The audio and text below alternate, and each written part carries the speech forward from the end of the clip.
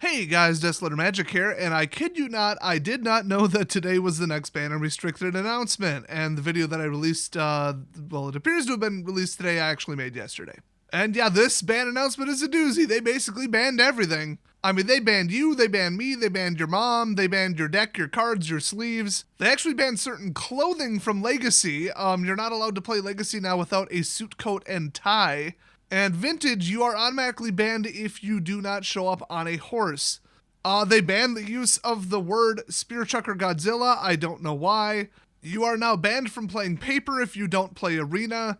And most importantly, your opening hand is now 5 cards if you are white. So pretty big changes there, but the big format that they focused on the most was Brawl format. So Lutri, the Spell Chaser, is banned. You might be thinking, what? I've never heard of that card. How did they ban a card I've never heard of from Brawl, a format I've heard of? Well, that's because the card isn't released yet, and honestly, if it sounds familiar, it's because it's the Otter, the Troublemaker Otter. And so they wrote like a whole book to basically just say, yeah, you gotta restrict your whole entire deck to play Lutri because it's a companion card, and the restriction is it has to be singleton, but in Brawl and Commander it's already singleton, so it's already banned in Commander, so we're banning it in Brawl. So that's what they said, but in reality, this is just part of their long-standing campaign against otters. I mean, it's just discrimination. It's really just otter racism. A bunch of people who work at Wizards have made very anti-otter statements, either, kind of, wink, nod, oh, I might be referring to furry mammals of some sort that live in the water, wink, wink. And boy, what a nuisance they are to society. Or they just come right out and say it, like Mark Roser once tweeted, F*** otters. No context or nothing, he wasn't even replying, he just tweeted, otters, followed by beavers are all right though. Okay, beavers like destroy entire areas around rivers. Otters just float around and look cute. You gotta be kidding me, Mark. So in fairness, I will read their entire statement here. The new companion mechanic for Ikoria Lair of Behemoths is a reward for imposing an extra restriction on how you build your deck. I would have made it a plane chase card and then legally called it an emblem. And then I would have made it only work in standard. There you go. That's how you would have implemented Companion. Not make it a creature and confuse everybody and all this color identity crap and what zone does it go to if it's destroyed and can you recast it. And if you meet certain requirements, now the battle occurs on like your home plane, make it a plane chase card, and instead of making it that card, make it for rule's sake an emblem. Ta-da! Done. Problem solved. So like at the start of the game, surprise, we're actually playing here because my deck, meets this requirement. So we're battling on this plane with this modifier.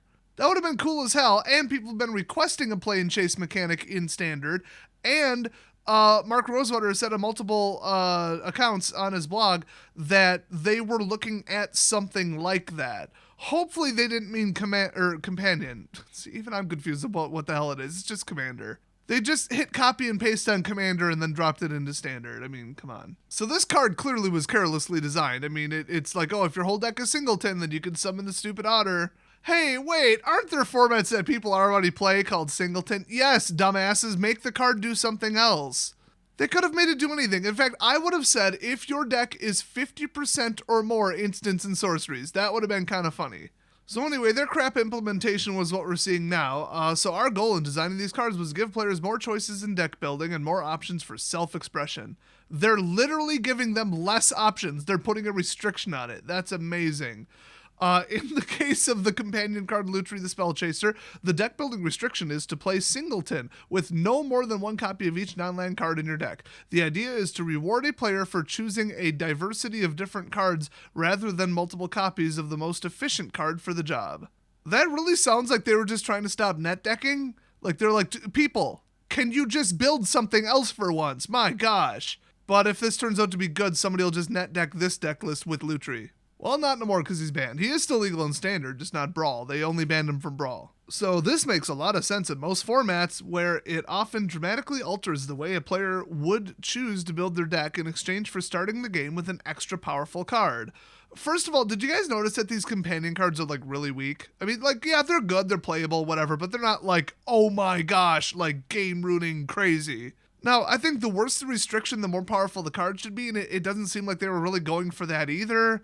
I don't think anybody's going to realistically play these. They're pretty bad. I think there's one or two where it's like, okay, that's interesting. That might make up for it. But it comes down to, I guess I'll take this little stupid side benefit and effectively start the game with 8 cards because that's what you're doing. Oh, and one of them is like auto-fetched from the deck, so like you know what it is. So not only are you starting +1 card compared to your opponent, +1 castable card that's effectively, for all intents and purposes, in your opening hand, but it's like, oh, I'll take this little side benefit because I accidentally happened to build this deck. It looks like, oh, I was 90% there, so I tweaked some cards, and now I'm 100% qualified to run this card. Cool. I don't think anybody's like, I'm going to build a deck with that fat hippo. No, probably not. They're just not quite good enough, and if they get blown up one time, you're screwed, and the entire backbone of the entire standard meta right now is creature destruction and board wipes. So with this heavy of a control environment, you really can't reliably play anything unless it has some immense amount of evasion or comes back from the graveyard, or you just didn't need it. Or it has a death trigger, and that's the point. I mean, that's all that people are playing right now.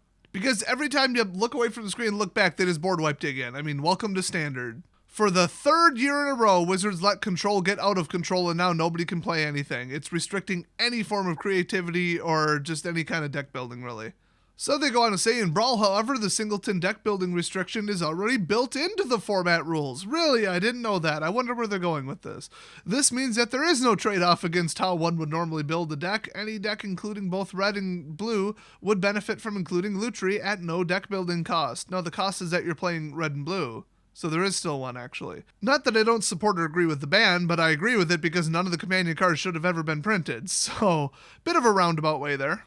So this whole include Lutri with no downside isn't in line with the design intent of the companion mechanic, and we believe it would create a large imbalance between decks capable of including Lutri and those that can't.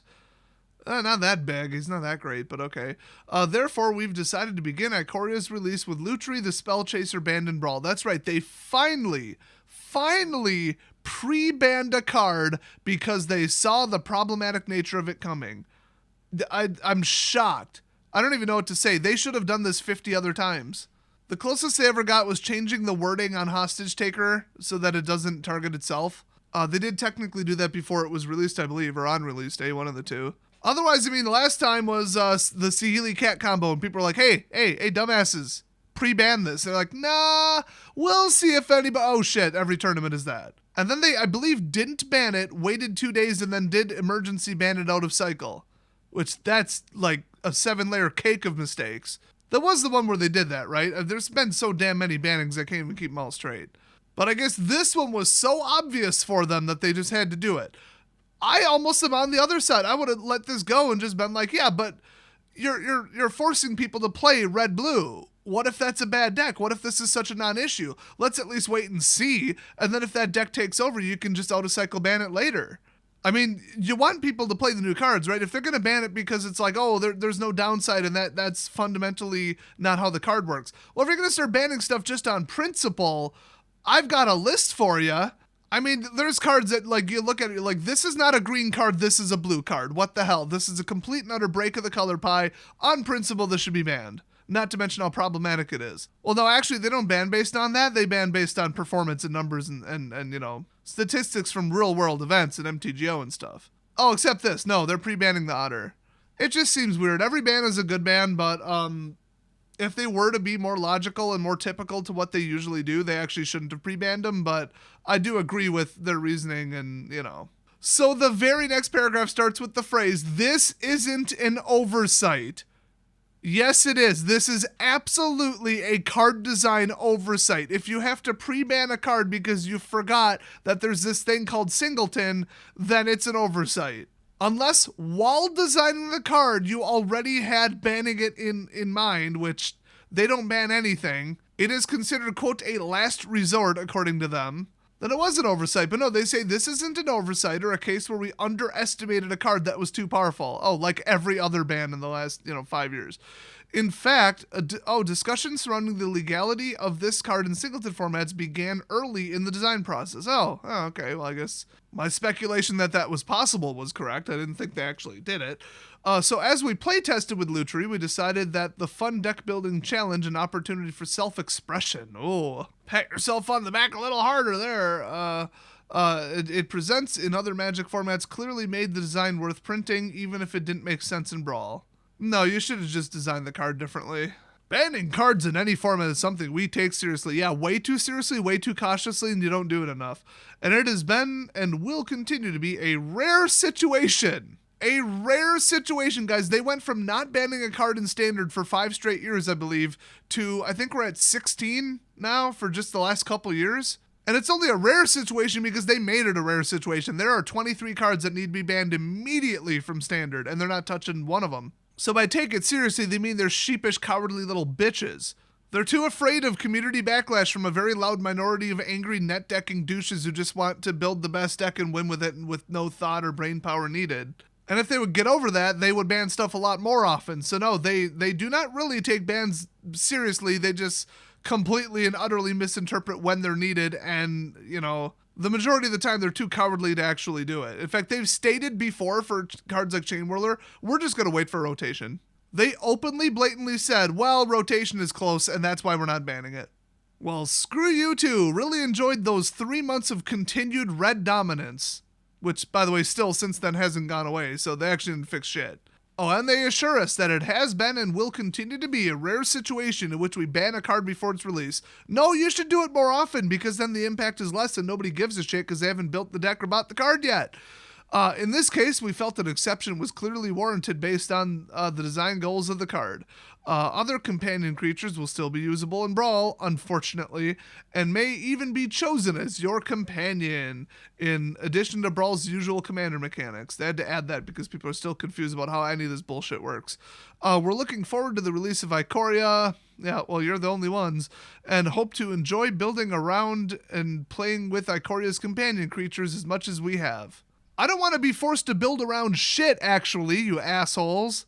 I should be able to blindly put together a very good, solid, well-made deck and then be able to win with it regardless of what other broken shit you release into the game. But that hasn't been the case in years. There's actually a ton of cards that I have to, quote, play around because you refuse to remove them from the game or, you know, stop printing them. And yeah, this whole pre-ban it before it comes out or ban it later or make a ban decision or not wait for rotation. No. Don't print the broken cards in the first place. That is the solution, so don't get it twisted. That is what they're doing wrong. It's R&D or playtesting or the Vision team or whatever bullshit name they change it to for the 5th frickin' time. They are the ones. They are responsible. And it's coming from corporate that's saying sell more shit, get more money for these products, make more money on Standard. And their solution to that was, well, we're going to overpower everything and make it good for other formats. Because if you keep moving the bar and you keep moving the goal line, then everybody in every other format has to keep up by keep buying them. That's how Yu-Gi-Oh! Works. And by works, I mean doesn't work, because they're back to a turn 2 horseshit after they had to fundamentally change how the game works and how zones work to basically auto-ban like 100 things at once. And still they let power creep get back to a turn 2 win. That game is mismanagement in TCG form. And Wizards decided to copy that, where they're like, oh, now this is more powerful. Now this is more powerful. Oh, look, now you need this. Now you need this just to play it. Hey, now it's not even just Standard. Now it's Commander and Modern. Now you need this card. Now you need this card. Now you need this card. How did that work for Hearthstone? Constantly printing more unbeatable broken shit that everybody hated and ignoring the community demands that you stop doing it. And then, oh, where'd all the customers go? Whoops. I guess it didn't make you money because they all left. And that's what Wizards is at with Standard now. Nobody still plays Standard and Arena is dying. So good job, dumbasses. So like I said, if you didn't see my last video, there are 23 cards minimum that need to be banned immediately from Standard to get the game back to a playable format where people can actually enjoy deck building and not just feel like, oh, my opponent just shut my whole deck down. Oh, look, a game-ending card on turn 4. Cool, I lost. Wonderful. Yeah, that needs to be banned. That whole idea, that whole concept needs to be banned from the game.